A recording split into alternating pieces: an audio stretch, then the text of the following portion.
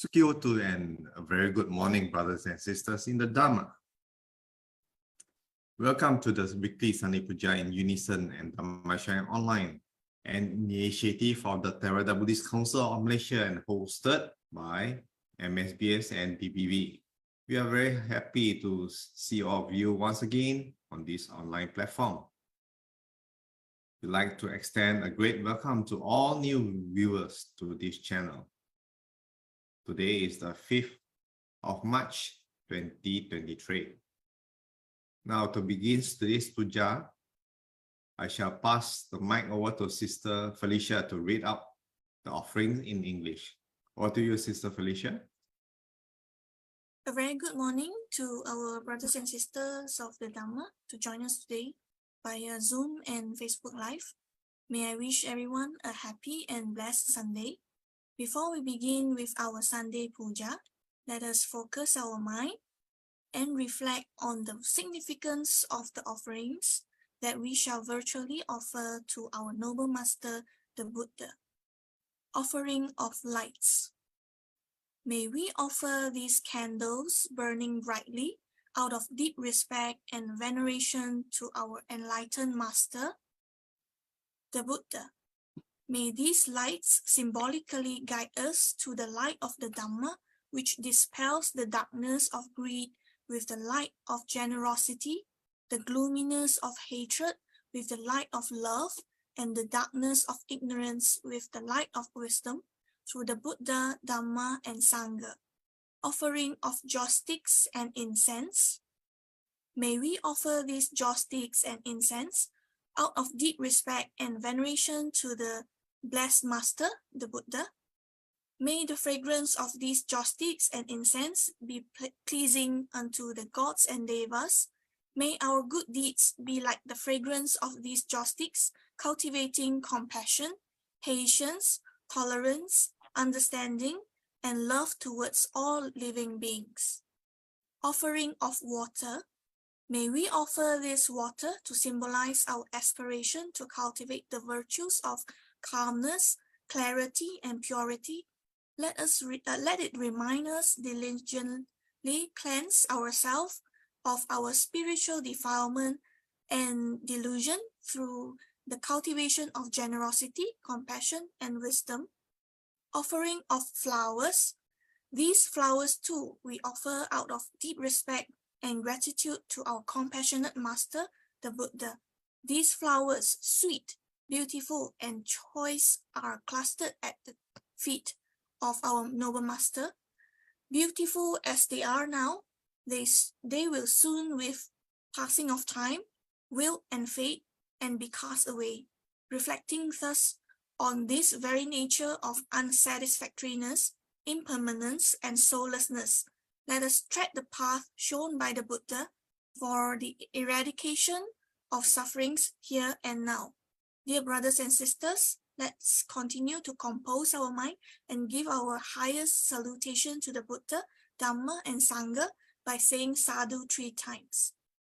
Sadhu, sadhu, sadhu. Namo tassa bhagavato arahato samma sambuddhassa.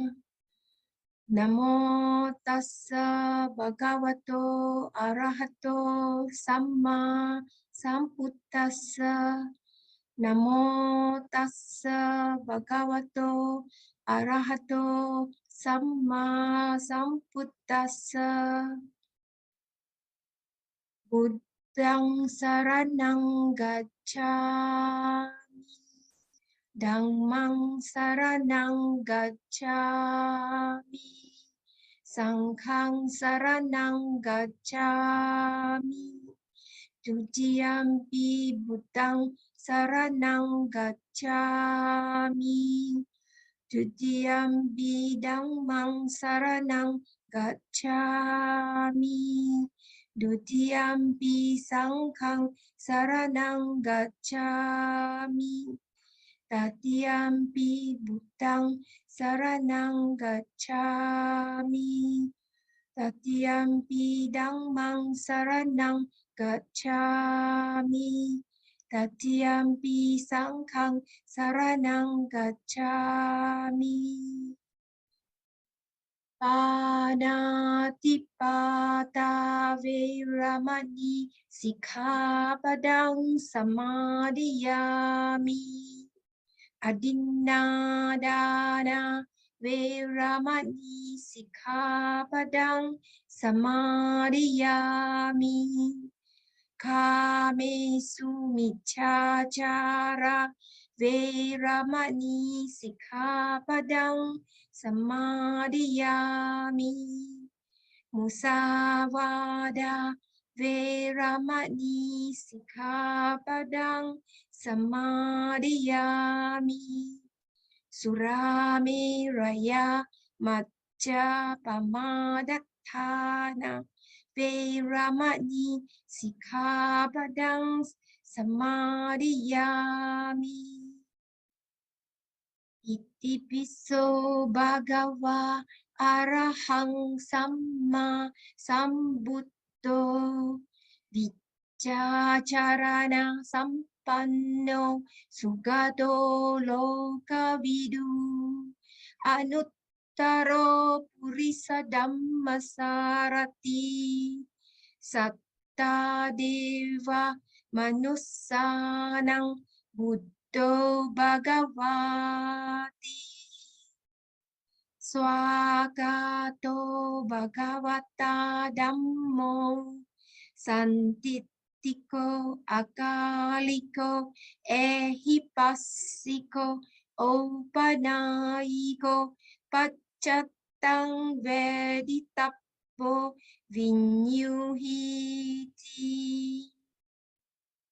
Supatipanno Bhagavato Sāvaka Saṅgho Ujjupatipanno Bhagavato Sāvaka Saṅgho Nyāyapatipanno Bhagavato Sāvaka Saṅgho Samicipatipanno Bhagavato Sāvaka Saṅgho Yadidang Cattari Purisa Yugani Atta Purisa Pukkala Esa Bhagavato Sāvaka Saṅgho Ahuneyo Pahuneyo Dakhineyo Anjalikaraniyo Anuttarang Punyaketang Lokasati. Vandamiciyang sabbang sabbatani supatititang saririkadatu mahabodhing buddha rupang sakalang sada yasamule nisinnova sabbari wijayang akka patto sabbanyuttang sattha vandetang bodhipadapang ime ete mahabodhi lokanyatena pujita ahang pite namasami bodhi raja namantute gana sarapadittena dipena tamadang sina 𝓤𝓾𝓷𝓭𝓪 sambuddhang pujayami tamonudang ganda sambara yuttena dupena hang sugandina pujaye pujaniyantang puja bhajana muttamang adivase tuno bante paniyang parikapitang anukang pang upadaya patigang hatumuttamang adivase tuno bante gilana pacayang imang anukang pang upadaya patigang hatumuttamang Vandaganda guno petang etang kusuma santating pujayami munindasa siripada saroroye pujemi buddhang kusumena nena punyena mettena ca hotu mokkang uppang milayati yatha idam me kayo tata yati vinasa bhavang akasattha ca bummattang deva naga mahittiga punyantang anumoditva cirang rakkantu loka sasanang akasattha ca bummatang deva naga mahittiga punyantang anumoditva cirang rakkantu desanang akasattha ca bummatang deva naga mahittiga punyantang anumoditva cirang rakkantu mamparanti devo vassatu khalena sasa sampati hetu ca pito bhavantu loko ca raja bhavantu dhammiko idang me nyatinang hotu sukita hontu nyatayo idam me nyatinang hotu sukita hontu nyatayo idang me nyatinang hotu sukita hontu nyatayo imina punya kammena mame bala samagamo satang samagamo hotu yava nibbana patiya kayena vacca cittena pamadena maya katang accayang kamami bante buripanya tathagata kayena vacca cittena pamadena maya katang accayang kamami dhamma sandittika akhalika kayena vacca cittena pamadena maya katang accayang kamami sangha supatipanna anuttara Karaniya matta kusalena yantang santang padang abhisamecca sakko uju ca suju ca suvaco cassa mudu anatimani santussako ca subaro ca appakicco ca 𝓟𝓾𝓷𝓭𝓪 Santindriyo ca nipako ca appagabbo kulesu ananugido na ca kuddang sama ca 𝓟𝓾𝐴 yena vinyu pare upavadeyung sukino vake mino hontu sabbe satta bhavantu sukitatta 𝐾𝐡𝐚𝐬 bhutatti tasava rava anavasesa tigavaye mahantava majjima rassakanu dittavaye adittha ye ca dure vasanti avidure bhutava sambhave siva sabbe satta bhavantu sukitatta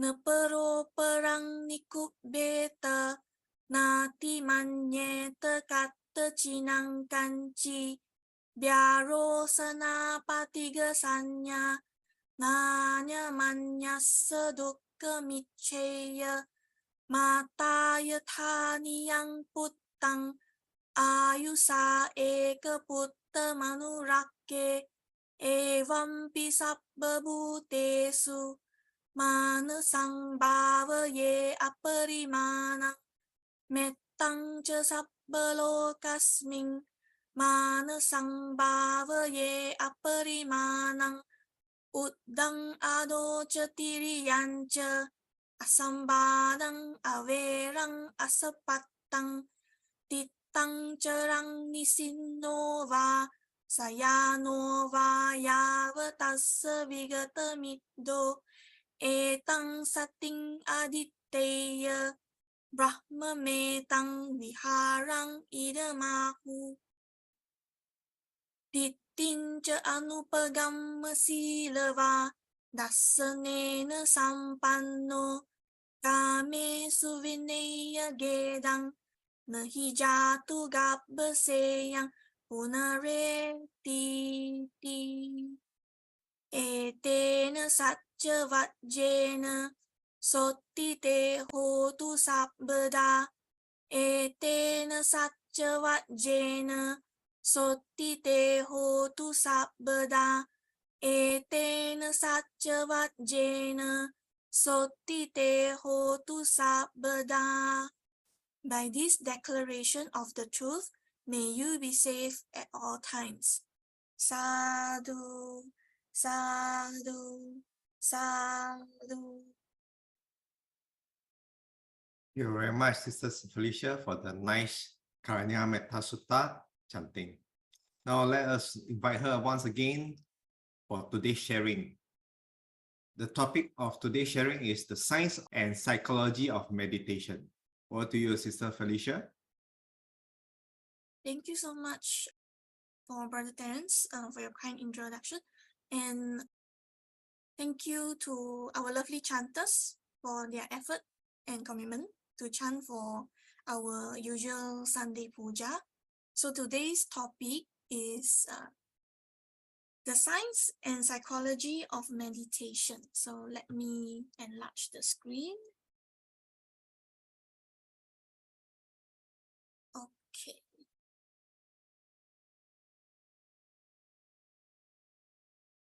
So before we begin, let us pay our highest respect to our greatest teacher, the Buddha. Namo tassa bhagavato arahato samma sambuddhassa. Namo tassa bhagavato arahato samma sambuddhassa. Namo tassa bhagavato arahato samma sambuddhassa. So meditation. Why should we meditate? I think this would be a great topic for those who are not too sure about whether or not they should start practicing meditation, or so I think hopefully this Dhamma sharing can help you decide. And to long-term meditators who are watching this sharing, maybe it can help you to get even more motivation to practice the meditation. Okay, overall, we are going to look at meditation from the perspective of science and psychology. So it may get a little bit academic, just a bit, and technical on the science stuff, but I try to put it as simple as I can, okay? By the way, the picture on the right is Matthew Ricard. You can look it up for his name, Matthew Ricard. He is a cell biologist who became a monk, and he too participate in many science experiments to show us why we should meditate.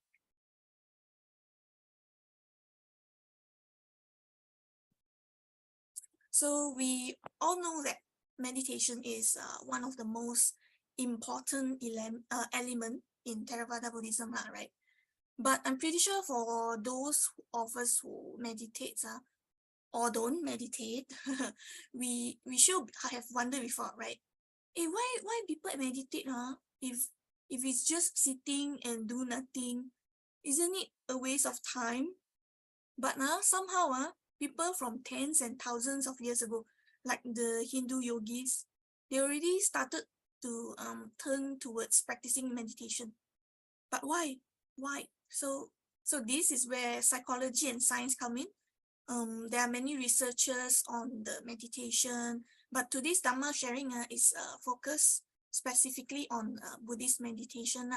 So all these data, algorithm, and brain scanning images that later I'm going to show you can provide us with all the evidence that why we should meditate. Okay, and for this Dhamma sharing, I look up on quite many scientific journals. So I compiled the results and conclusion from all these journals, and then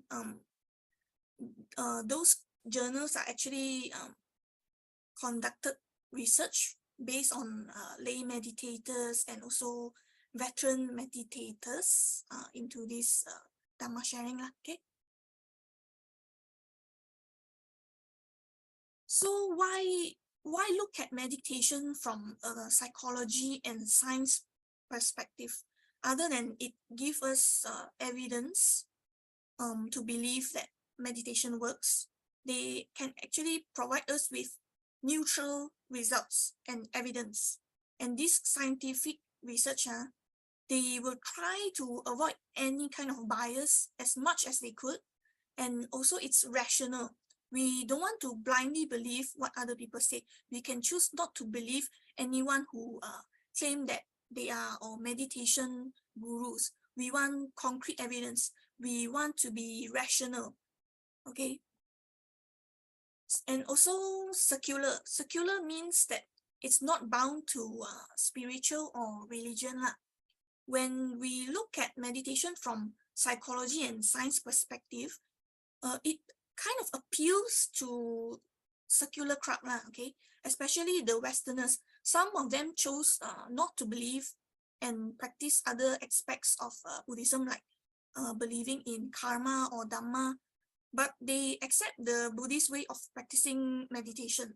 Like for example, Jon Kabat-Zinn, he has this mindfulness-based stress reduction program, MBSR. This is a very famous contemporary modern therapeutic technique designed to reduce stress, okay? And also the mindfulness-based cognitive therapy, MBCT, in psychotherapy. They are not religion bound, but they also use the same concept of Buddhist meditation. For example, they also have mindfulness meditation, they do body scanning, they do breathing meditation, etc., etc. And they are proved to be very, very effective in the field of psychotherapy.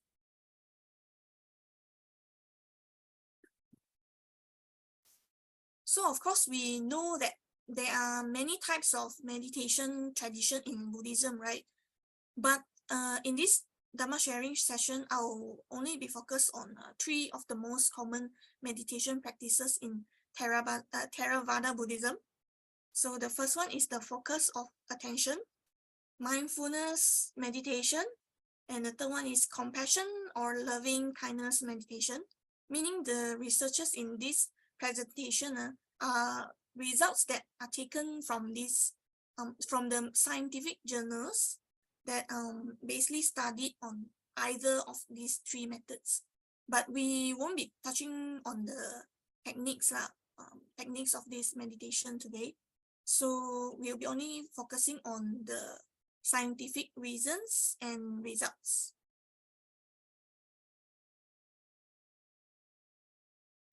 So the first one is focus of attention. By definition, focus of attention meditation involves focusing on something intently as a way of staying in the present moment and slowing down the inner dialogue. So just now I had a conversation with Brother Terence also on monkey mind, feeding the bananas to the monkey mind, So of course, speaking about the monkey mind, we use this focus of attention meditation a lot to tame this little monkey. So of course there are many objects that meditators can focus on for this type of meditation. Like for example, you can meditate on the 9 qualities of the Buddha. But for this Dhamma sharing purpose, I chose to use the journals that we use that they use breathing as center of focus of attention. So it's anapanasati lah, in other words.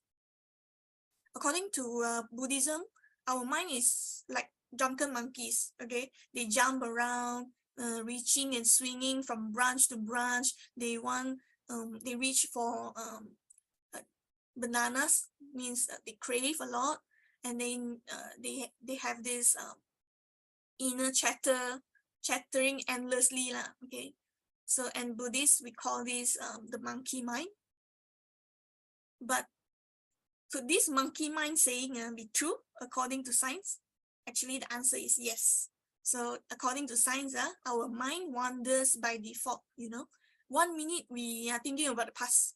Then another minute we worried about the future, and all sort of nonsense come up to the mind, so on and so forth. So this is because when we do not focus our attention on anything, there is a neural network called the default mode network, DMN. It will be activated, and because it's a default state of mind, it means it goes by default lah. If you think of nothing, then it default goes to this mind setting. It appears that this mind wandering mental state happens extremely frequent and high in prevalence in our daily life. So our mind kind of wanders a lot during our day. So now, this is how our wandering mind looks like under the fMRI. The ABCDEFG you see here is our default mode network. You can see that default mode network is quite active in this image. It kind of uses up quite a large part of our brain. And then this is our focused mind during meditation. You can see it's so much different. When our state of mind shift from default wandering state to the focused meditating state, all the neural of the brain starts to quiet down and then calm down. So it kind of uses lesser part of the brain. So as we can see here, first our mind wanders. Many part of our brains, the DMN is activated. Then when we realize, how come my mind got drifted away already? This is where the green part, the green part is activated. Then the other DMN slowly quiet down, you know, and then the reorientation of awareness. So you say, oh, go back to breathing, go back to breathing. Then this green and blue color part will be activated. Once we try to sustain that focus, this blue part will activated, and then naturally, especially for newer meditators, right, the cycle will repeat again. Very naturally, it goes back to wandering state again. So it starts to drift again. So for long-term meditators, right, maybe the sustained focus stage, the blue color one, maybe it will last longer. So that is how the monkey mind is tamed. Okay, so why do we want to tame the monkey? Is it important to tame the monkey? So according to researcher Lutz and colleagues, they conducted an experiment where they taught their participants with no prior meditation experience to do the focus of attention meditation for 3 months, means the anapanasati for 3 months. And these are the results. They improve concentration on tasks given, improve performance on continuous tasks, concentration become effortless eventually, they become energetic, reduce need for sleep, and also decrease emotional reactivity. So all the good stuff lah. Another study conducted by 𝐒𝐮𝐬𝐶 and Barceló, they found that veterans meditator with more than 10,000 hours of practice actually demonstrated less activation attention-related brain regions. So you might ask, how come? Shouldn't it be more activated in brain region? So actually the researcher explained that these effects they kind of resembles like the skills of expert musician and athletes capable of immersing themselves in the flow of their performance with a minimal sense of effortful control. So they only need a little effort from the brain in order to be focused on something, because they have already meditated for so long, 10,000 hours, so it's kind of effortless to them already. And if you've heard of positive psychology, right, flow is actually a very important element in positive psychology. It's in positive psychology, the flow state, also known as being in the zone, is a mental state in which a person performing some activity is fully immersed in a feeling of energized, focus, full involvement, and enjoyment in the process of the activity. For example, like the Tibetan monks doing the sand mandala, right? They full focus and very in the zone. That's why making mandala is also a form of like art therapy, recommended by psychologists and all, because it's very therapeutic, it's calming, in that sense, because of the flow mental state.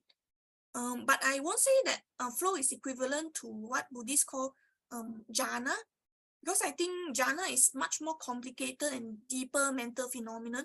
But we can be quite certain that both flow and jhana, they share some similarities lah, okay? So when you're fully focused, in the zone, fully immersed, then it's flow, according to psychology terms lah. So next is mindfulness.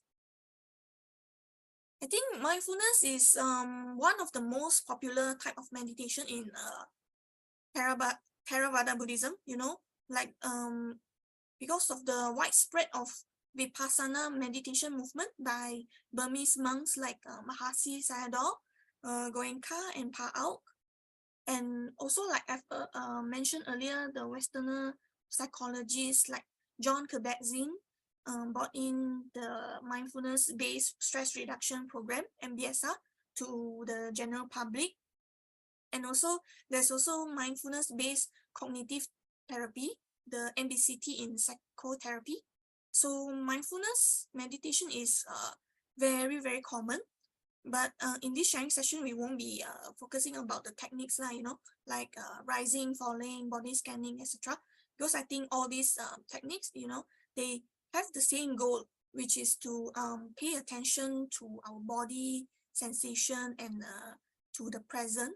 So in this presentation, mindfulness goes by the general definition, which is an open monitoring meditation, tries to cultivate a less emotionally reactive awareness to emotion, thoughts, and sensation occurring in the present moment to prevent them from spiraling out of control and creating mental distress.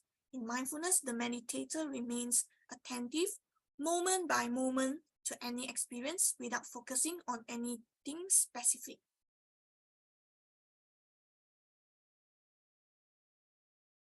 So what are the benefits of meditation according to science?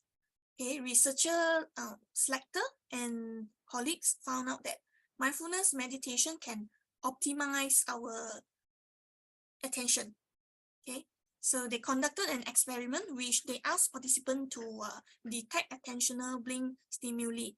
So attentional blink stimuli is like this. Let me play this video, see if it can play or not.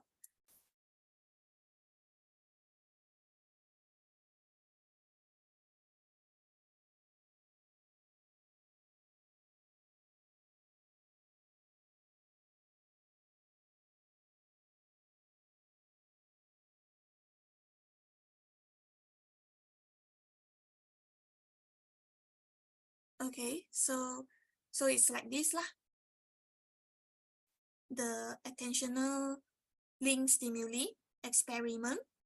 Then they found out that the meditators undergone 3 months of mindfulness meditation perceive more numbers of visual stimuli than the non-meditators.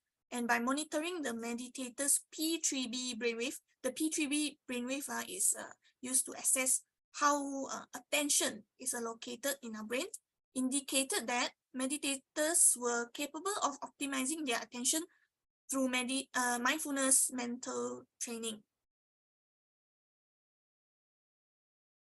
And also, of course, there are many others benefits of mindfulness meditation. But I can't go through each and every experiment that has been published, But because I went through 20 science journal paper and then I compiled into this presentation, okay? So these are the main benefits that I compiled together and found that other studies say that mindfulness actually can help reduce pain perception, diminish anxiety-related regions like our insular cortex and amygdala, and also reduce inflammation and stress hormone levels, and improve sleep patterns, manage negative thoughts and rumination by observing one's thoughts. This one is very important, right?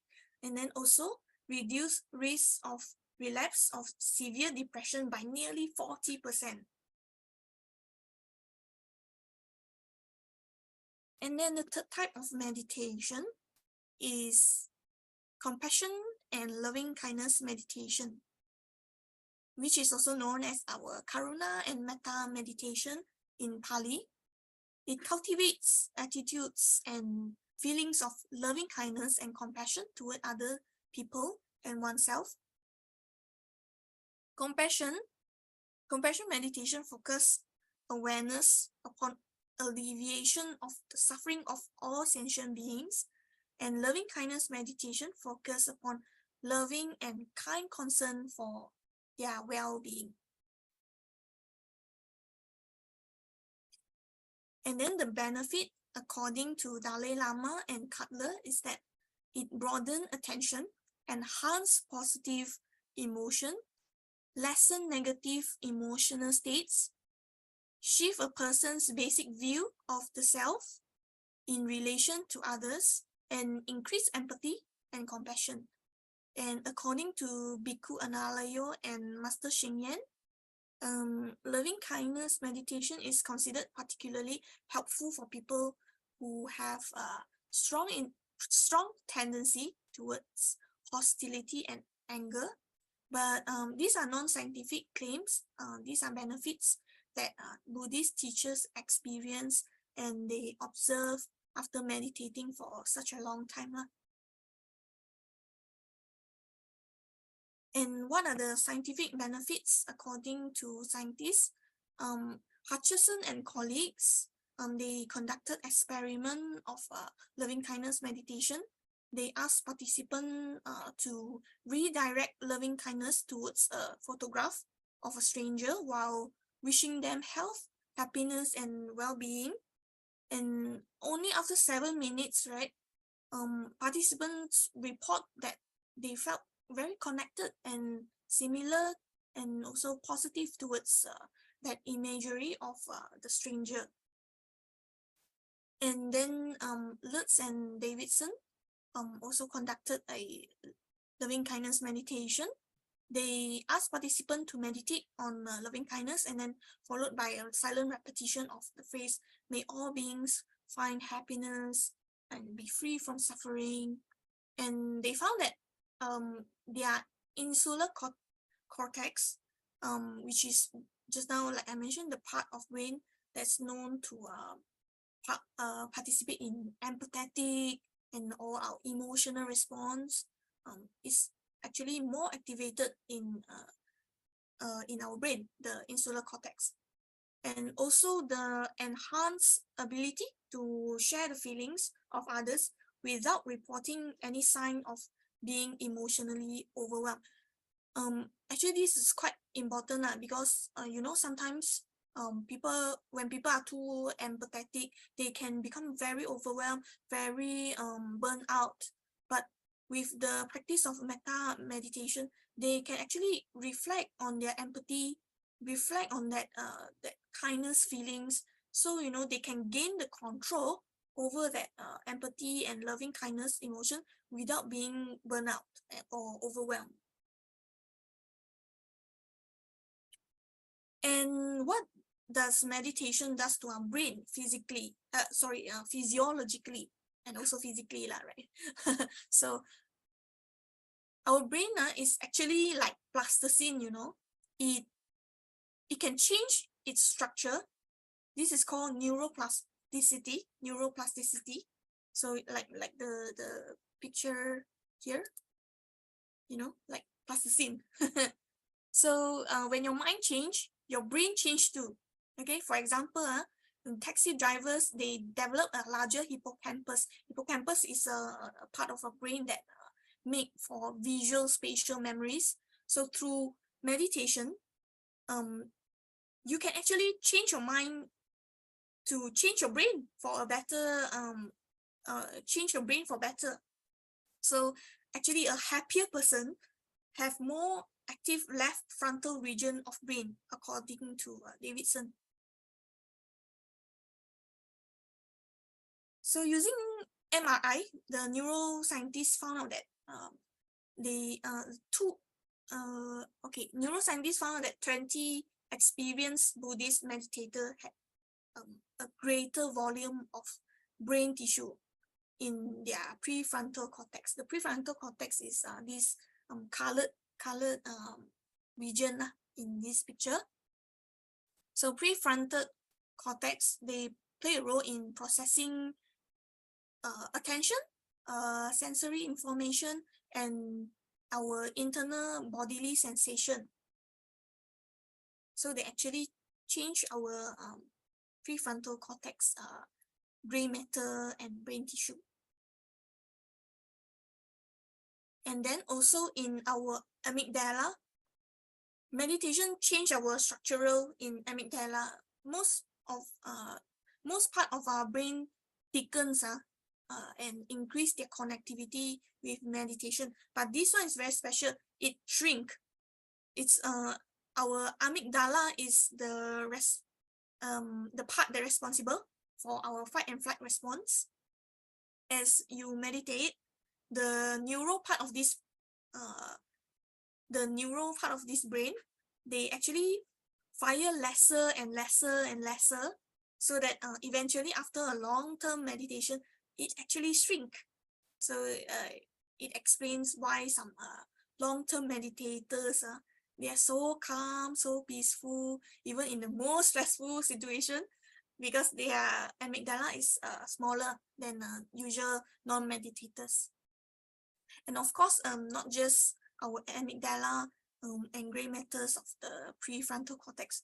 There are many other parts of our brain, you know, because our brain is so complicated. But these are just some of the examples on the changes in the brain after meditation, you know. In some research, they also found that our size of hippocampus, where we store memories, and also our insula or default mode network, etc., they change also. So yeah. So that's it. That concludes my sharing today. And thank you so much for your time. And I hope you enjoyed today's topic. Thank you so much, everyone. Over to you, Brother Terence. Thank you, Sister Felicia, once again for sharing the benefits of meditation. Now, we have spent almost an hour listening to the Dhamma Sharing and chanting the Sunday Puja this morning. Now, let's dedicate some memories to all beings seen and unseen. Akasatha cha bummata deva naga mahitika punyam tam anumojitva chiram rakkantu loka sasanang ettavata cha amhehi sampadang punya sampadang sabbe deva sabbe bhuta sabbe satta anumodantu sabba sampatti Idang me nyati nang hotu sukita hontunya tayo.